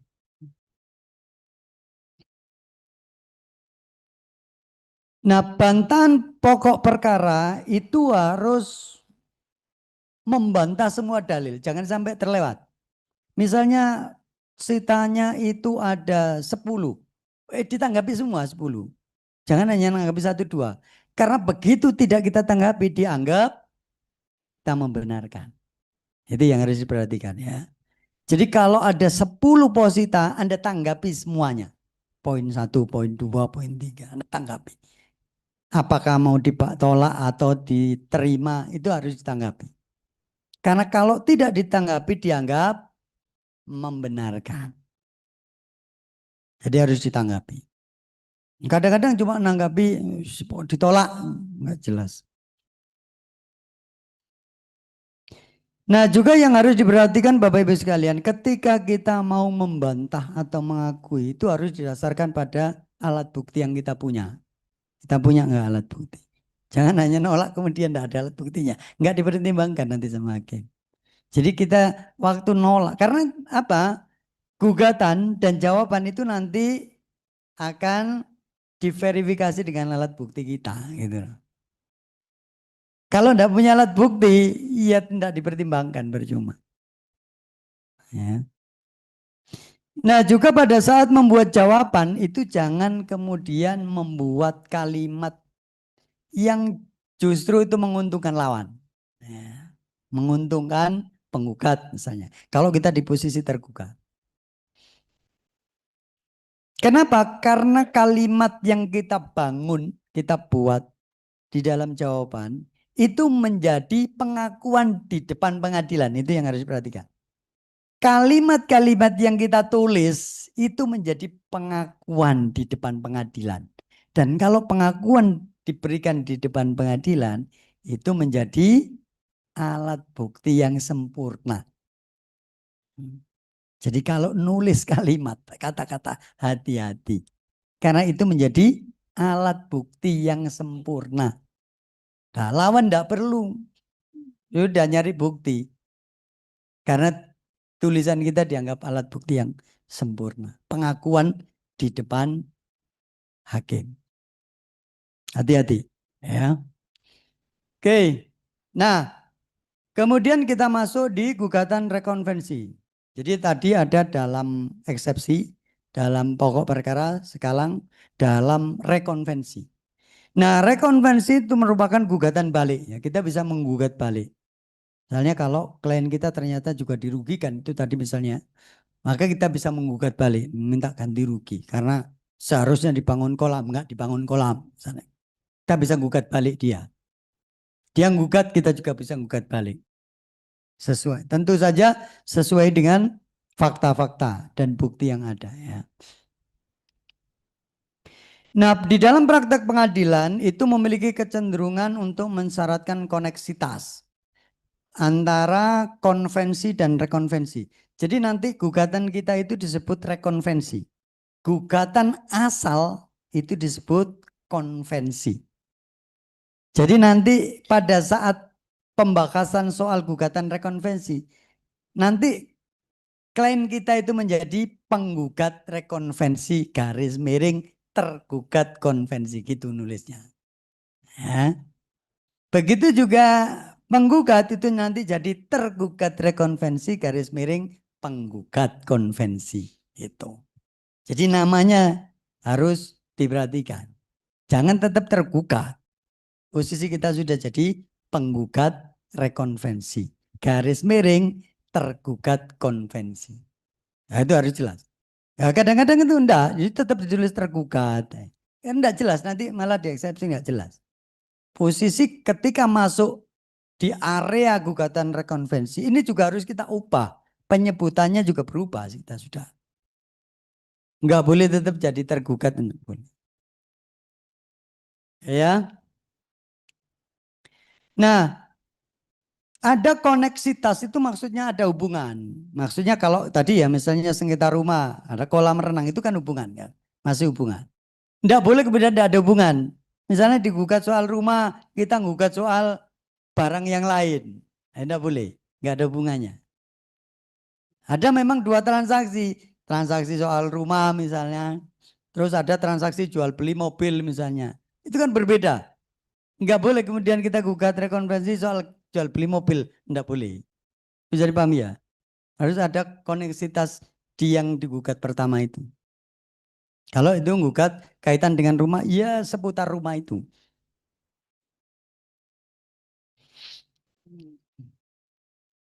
Oke, itu di bagian gugatan rekonvensi. Nah, kemudian di bagian akhir dari jawaban itu adalah petitum. Nah, petitum itu nanti juga begitu. Petitum itu ya di split-split. Ya. Yang pertama itu biasanya dalam eksepsi. Ya. Kemudian yang kedua dalam pokok perkara.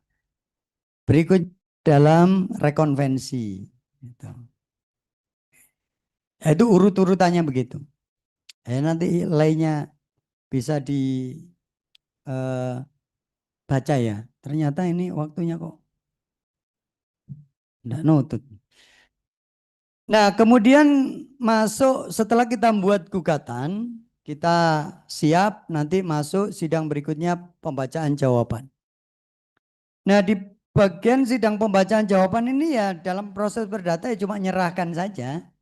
Yang harus Bapak Ibu perhatikan kalau konvensional, ya sidang konvensional, itu ya kita harus bawa berkas sebanyak jumlah penggugat tergugat plus hakim. Jadi kalau penggugatnya 2, tergugatnya 2, berarti kita menyiapkan 4 berkas plus hakim 3. Berarti berapa? 7. Itu. Jangan banyak bawa 1 atau 2 eksemplar.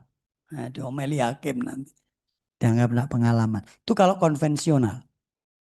Tetapi sekarang ini kan mayoritas sudah, pengadilan mayoritas sudah pakai e-court, pakai online. Jadi ya cukup diupload, itu sudah cukup. Bikin 1, diupload sudah cukup.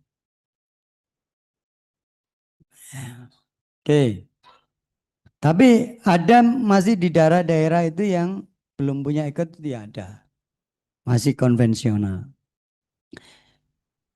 Nah, kemudian sidang berikutnya adalah pembacaan replik, kemudian duplik. Nah, isinya replik dan duplik nanti bisa dibaca sendiri. Isinya replik dan duplik itu Bapak Ibu sekalian, ya hampir sama dengan jawaban itu, hampir sama dengan jawaban dan tanggapan akan jawaban. Nanti tanggapannya juga begitu. Jangan keluar dari itu. Intinya itu harus menanggapi apa yang ditulis oleh lawan. Ya. Oke, kita masuk sekarang pembuktian, langsung pembuktian. Nah, alat bukti di dalam perdata, Bapak Ibu sekalian, itu ada 6. Ya. Ada tulisan. Nah, tulisan ini juga ada yang otentik, ada di bawah tangan. Apa bedanya? Otentik itu dibuat pejabat. Nah, kuncinya begitu. Otentik itu dibuat pejabat. Siapa pejabat itu? Pejabat pemerintah. Termasuk pejabat non pemerintah. Siapa pejabat non pemerintah? Notaris. Notaris itu juga pejabat. Makanya dia pakai simbol Garuda. Dia disebut pejabat. Nah, produk yang dibuat oleh pejabat itu masuk kategori akta otentik. Ya. Nah, di luar yang dibuat oleh pejabat, maka kategorinya adalah akta di bawah tangan. Akta di bawah tangan itu ya maksudnya ya akta yang dibuat sendiri oleh para pihak, oleh orang-orang swasta, partikelir. Jadi kalau perjanjian dibuat oleh notaris, maka masuk otentik. Tapi perjanjian yang dibuat sendiri, maka masuk kategori di bawah tangan. Nah, pertanyaannya, apakah perjanjian itu harus ada materinya? Tidak harus. Enggak harus. Materai itu digunakan ketika memang itu dirancang untuk pembuktian. Itu memang wajib dikasih materai karena itu pajak. Kalau kita memang merancang untuk pembuktian, misalnya kontrak itu nanti dirancang sebagai alat bukti, ya harus kita kasih materai. Sekarang 10.000. Ya. Tapi itu tetap disebut sebagai akta di bawah tangan. Nah, yang dianggap alat bukti terkuat itu akta otentik. Akta otentik itu tidak pakai butuh alat bukti yang lain. Jadi kalau Anda punya akta notaris misalnya, nggak perlu dibuktikan lagi. Itu dianggap sah secara hukum. Tapi kalau akta di bawah tangan, itu perlu pembuktian. Setidaknya harus ada saksi. Kalau ada yang mengingkari.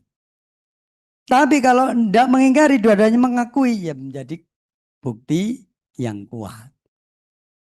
Jadi akta di bawah tangan itu bisa menjadi kuat jika dikuatkan oleh saksi atau diakui lawan. Kalau tidak diakui lawan maka butuh dikuatkan saksi. Tapi kalau akta otentik ya otomatis dia jadi bukti otentik. Oke, yang kedua adalah saksi. Nah, saksi ini dalam praktek pengadilan itu usianya paling tidak 15 tahun. Praktek pengadilan ya. Kemudian dia mengetahui ya, mengetahui peristiwa atau mengetahui objek perkara. Kalau enggak, maka enggak dianggap saksi. Meskipun dia bisa saja jadi saksi. Ya. Jadi Bapak Ibu sekalian, kalau nanti nyari saksi, memang dia tahu betul peristiwa itu. Atau objek yang disengketakan itu dia tahu betul. Karena sering kali dibawa ke pengadilan itu ternyata enggak tahu apa-apa. Ngomongnya hanya katanya. Kamu tahu dari mana? Yuk katanya. Kata siapa? Si A. Sekarang di mana si A? Meninggal. Ah, ribet. Udah. Susah. Saya itu sering ada klien datang kantor. Saya punya tanah Pak di situ sekarang ditempati orang. Kamu punya bukti enggak?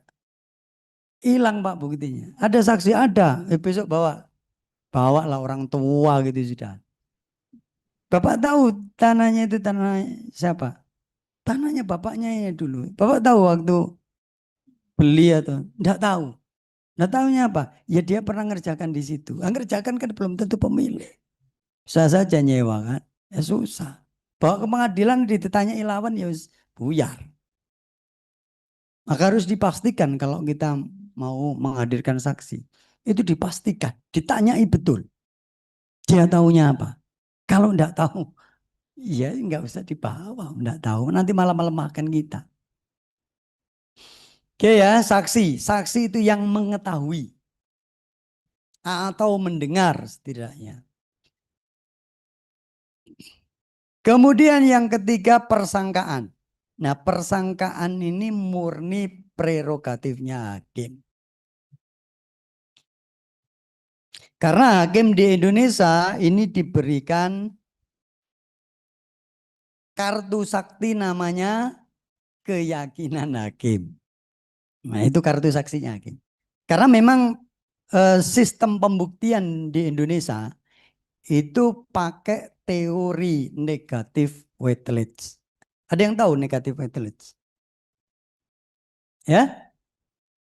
Apa pembuktian di Indonesia itu pakai pembuktian negatif weightless. Ada yang tahu maksudnya? Ya? Jadi ya. Oke. Jadi sistem pembuktian itu ada beberapa macam. Ada yang hanya didasarkan pada pemenuhan alat bukti, ada yang didasarkan pada keyakinan hakim saja. Itu macam-macam di negara-negara itu. Ada yang pokoknya hakim yakin ya sudah diputus boleh. Ada yang penting terpenuhi. Nah, di Indonesia itu pakai dua-duanya. Selain harus terpenuhi alat bukti, hakimnya harus yakin. Terpenuhi saja hakimnya nggak yakin, nggak boleh. Misalnya terpenuhi, udah menurut bukti terpenuhi, tapi hakim nggak yakin, nggak boleh diputus. Oh nggak yakin. Itu namanya kartu sakti. Jadi di samping harus memenuhi alat bukti, hakimnya juga harus yakin. Makanya dianggap negatif etelis. Nah, ada juga yang positif etelis. Positif etelis itu maksudnya asal sudah memenuhi aturan undang-undang alat bukti, sudah terpenuhi 4 alat bukti ya sudah. Misalnya begitu. Oh, 2 alat bukti, sudah terpenuhi 2 alat bukti ya harus diputus. Tapi di Indonesia enggak. Selain harus terpenuhi 2 alat bukti minimal, hakimnya juga harus yakin. Kalau nggak yakin ya nggak boleh. Tapi itu sistem pembuktian yang kita pakai. Ini terputus terus ya ini ya. Internetnya. Oke, persangkaan. Nah, persangkaan itu hilang lagi. Persangkaan itu Bapak Ibu sekalian, seringkali diambilkan hakim dari pembuktian yang dia cari sendiri. Dari alat bukti yang ada. Dari alat bukti yang ada ketika dia meriksa saksi, nah dia bisa saja dia kemudian yakin. Oh saya yakin ini yang benar, saksi ini yang benar. Makanya dia boleh memilih siapapun. Saksi siapapun, ahli siapapun dia gak terikat. Karena apa? Dia didasarkan pada keyakinannya. Kalau dia lebih yakin dengan saksinya penggugat, ya dia akan memenangkan penggugat. Kalau dia lebih yakin dengan kesaksiannya tergugat, ya dia akan memilih itu. Dan itu boleh, nggak salah.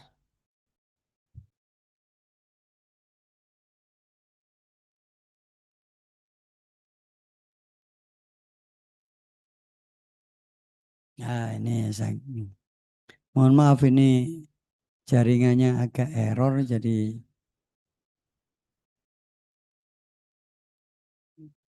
akhirnya enggak keluar. Oke, nanti bisa dilihat di materinya ya. Sambil kita. Oke, yang keempat adalah pengakuan. Nah, pengakuan itu yang diberikan di dalam persidangan itu dianggap alat bukti yang sempurna. Pengakuan itu apakah prinsipal ngakui di pengadilan? Enggak. Pengakuan itu ya kalimat-kalimat yang kita bikin itu jadi pengakuan nanti. Makanya hati-hati ketika kita nulis baik di gugatan maupun jawaban. Karena apa yang kita tulis itu dianggap sebagai pengakuan. Dan itu menjadi alat bukti yang sempurna. Lawan tidak perlu membuktikan. Karena kita dianggap mengakui. Yang kelima kemudian ada sumpah. Sumpah itu sekarang sudah nggak dipakai. Ya, ini sumpah sebagai alat bukti ya. Bukan sumpah terhadap saksi atau ahli, bukan itu ya. Sumpah sebagai alat bukti. Itu zaman dulu itu dipakai. Zaman Belanda dulu dipakai. Kenapa dulu dipakai sekarang enggak? Karena zaman dulu sumpahnya orang itu sumpah beneran. Sekarang itu sumpahnya orang itu enggak ada orang yang yakin dengan sumpahnya orang sekarang. Mau pejabat ya, tiap mau menjabat kan disumpahin. Buktinya ya enggak melaksanakan. Makanya enggak dipakai sekarang alat bukti sumpah. Kalau dulu di samping itu sekarang itu kan sudah banyak alat bukti yang lain. Ada alat bukti tulis dan sebagainya. Dulu itu enggak ada. Zaman Belanda orang kalau beli tanah ya cuma ngomong tanahmu tak beli ya sudah kan. Akhirnya apa ya enggak ada alat bukti. Enggak ada kertas, enggak ada surat, enggak ada apa. Jadi kalau sengketa di pengadilan sumpah itu menjadi alat bukti utama. Tapi dulu sumpahnya orang itu beneran. Kan disumpahin. Ayo siapa yang berani sumpah kalau itu tanahnya? Ya dia sumpah beneran. Karena kalau sumpah nggak beneran bisa saja dia meninggal atau perutnya sakit atau sumpahnya orang dulu tapi ya. Makanya dulu sumpah itu dipakai alat bukti. Siapa yang berani sumpah, yaitu dianggap pemiliknya. Itu gampang gitu. Tapi sekarang kan, ayo sumpah ya sumpah semua. Sumpah Pak saya sama pakai nama Tuhan sekarang. Demi Tuhan. Makanya sekarang sumpah nggak dipakai. Tapi itu sebagai salah satu alat bukti sampai sekarang. Kemudian juga ada ITE.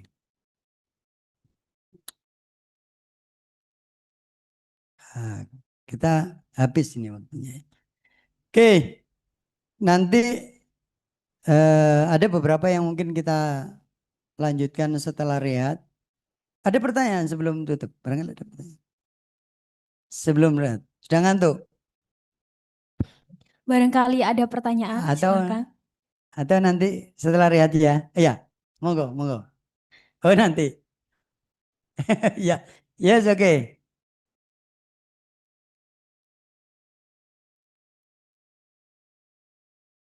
Oh ya, wah ini menarik ini kasus ini.